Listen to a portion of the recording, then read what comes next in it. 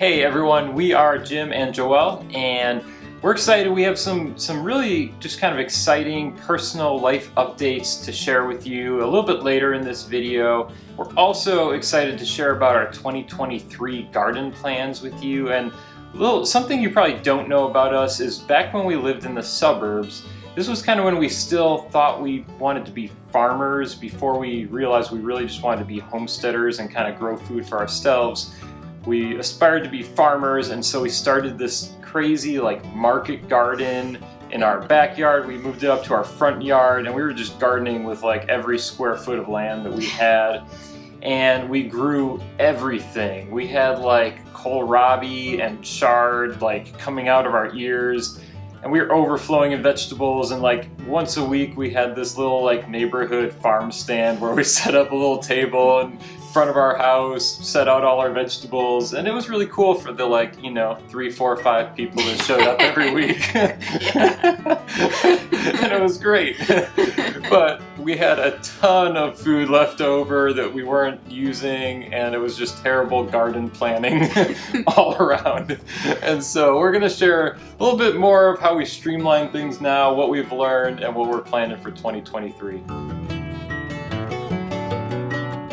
All right, so after our big market garden plans, we kind of grew, I don't know about you, but gardening just felt really overwhelming to me because I was I want to see everything get used here. I don't want to see any of this produce go to waste. And so I was spending all my time on Facebook Marketplace trying to give people kale and all the things because we had grown so much. And so it really made me kind of grow to not enjoy gardening so much because we just approached it with this okay, we're gonna look through the seed catalog, and anything that looks great we're gonna buy and we're gonna grow. And we had so many different things, but it wasn't necessarily things that our family we like to eat real whole food, but when everything gets ripe all at once and is ready to go, and we're trying to figure out how we're going to eat this and how we're going to use it. When you've got 15 bags of kale sitting in your fridge out in the garage, right, you can't possibly get through all that.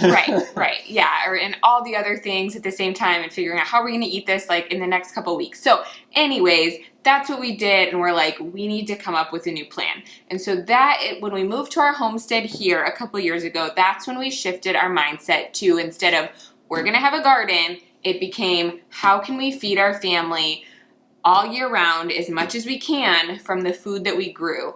And that really shifted how we approach our garden. And so instead of, when we get a seed catalog, flipping through and ordering anything that sounds good, we really think through, what are the things that are going to store best? What are the things that we want to be preserving and eating? What do we enjoy? What do we enjoy growing?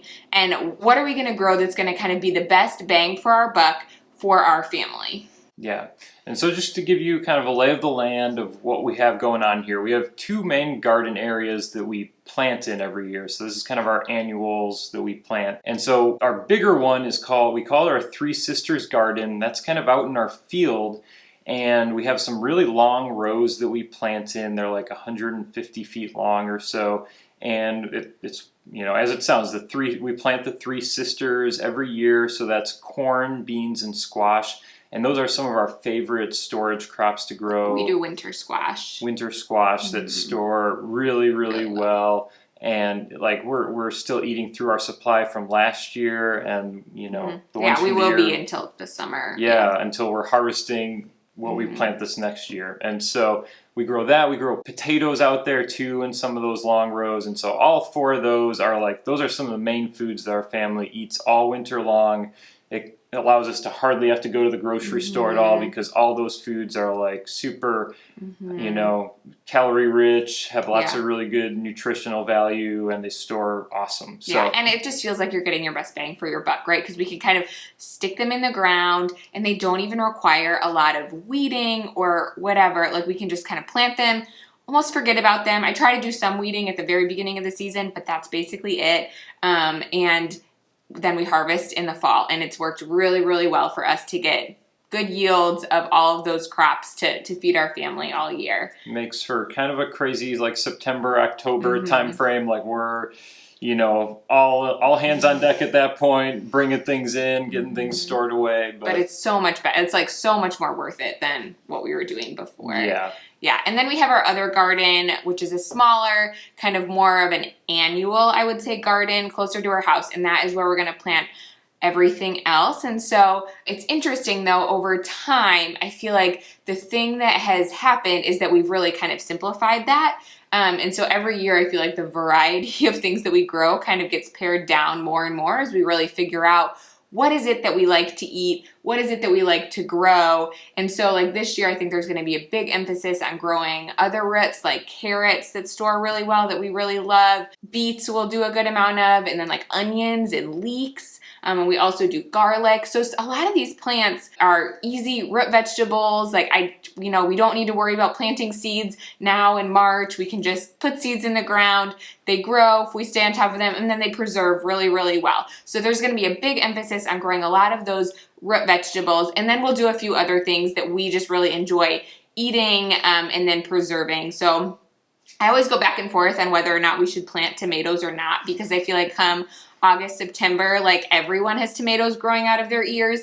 And so while I do really enjoy canning, I try to can a year's worth of tomato sauce that our family has on hand. So that needs a lot of tomatoes. But I also feel like it can get overwhelming and everyone's trying to push and get rid of tomatoes during that time. So it's always like, how much do you grow? But anyways, we'll grow some. Every year tomatoes are kind of on the chopping block. Yeah. They always make the cut in the end. Because we really enjoy having them. Gotta have fresh tomatoes. Yeah, they can just feel a little overwhelming and everyone grows them. But anyway, so we'll do tomatoes. We really enjoy like growing and freezing Brussels sprouts. So we'll probably do those again. But then other things that we used to always do, like maybe broccoli, it's just not a good bang for our buck for us. I'm still kind of sad. I think broccoli didn't make the cut this year, and so this will be our first year in a couple of years not growing it. And I really love broccoli, but it's just not the most practical. Like we wouldn't get very much for. Yeah, the plants are huge. They take up a ton of space in your garden. They don't produce for a ton, and so yeah. Cabbage is another thing that we really enjoy growing a good amount of because that stores really well. We can ferment it. And it keeps so that is kind of the basic gist of the garden plan for this year. And it's really, I just find it interesting that over time, I feel like things have really shifted into growing everything to like really just paring down and simplifying to what is going to feed our family the best all year round and just what is going to give us the most bang for our buck. And then the other thing along with that we have really focused on is perennials, and foraging has become so much more a part of our world and what we use to depend on food. So like foraging all the wild blackberries come like July, and instead of growing a ton of greens in our garden like kale, we have a huge nettle patch on our property. So I'll harvest and preserve tons and tons of nettle like in May when it's fresh, May, June, and that's what we'll use for our greens. And I love that because it's just easy. I don't have to think about it. I don't have to plant it. I don't have to do anything. They just pop up and then I can harvest them and preserve them. And it's like, that's my kind of gardening right there. Yeah. And every year since we've moved on to the homestead, we've also made it a point to every year we tackle some sort of new perennial planting that we do. So the first year we put in a bunch of fruit trees. And then year 2, we actually put in a couple more fruit trees, but then we also did like a big asparagus patch that, we got that established. And so that'll be ready in a couple of years. This year, we're actually still not entirely sure. We're talking about maybe doing strawberries, which is kind of a perennial, but kind of, annual perennial mix, sort of. But we haven't quite decided on that yet, but some sort of berry bush or something that we'll be looking into more this year. We really love the idea of growing things that are going to just continue to come up every year without requiring a lot of planting from us. That has become and weeding. Our style. All right, so that's a little bit of a preview into our 2023 garden plan. We're starting to get excited for it. But it's really nothing that new. I mean, we're planting a lot of the same things, but we're just trying to streamline it, really just focus on the things that we love to grow, the things that grow well, what's the best bang for our buck here on the homestead. And so we'll link below to some posts that we've done on just kind of our gardening and methods and what we like to grow. There's one post in particular that's 10 storage crops that are kind of essential for us on the homestead here, and we go into like specific varieties that we like to grow. So definitely check that one out. All right, so then on a personal note, so we started our YouTube channel just over a year ago at the beginning of 2022, and we have been posting twice a week, every week since then, and we really had no idea what we were doing when we got started. Do we now? I mean, who knows?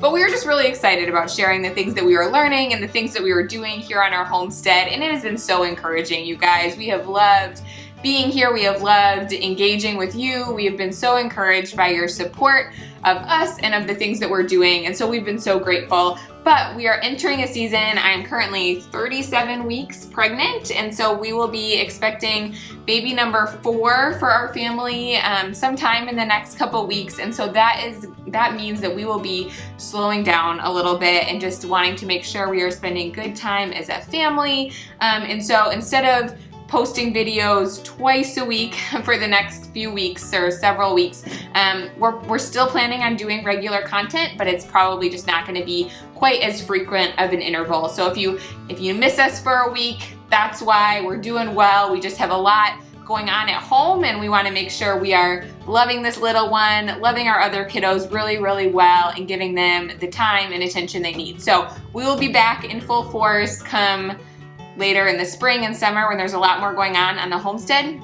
But for the next several weeks, you'll see us here, but just maybe not so often. Yeah, we'll still have plenty going on behind the scenes too. Like, we've been working on some pretty big, exciting new projects that are ahead too, that we'll kind of be unveiling in the next, over the next month or two. And so we're really excited about that, but we are just really excited for some sweet time together as a family, and just to slow down a bit and just really enjoy welcoming this new member of our family into the world. And so yeah, thanks for all your support, and thanks for stopping by the farmstead today, and we will see you next time.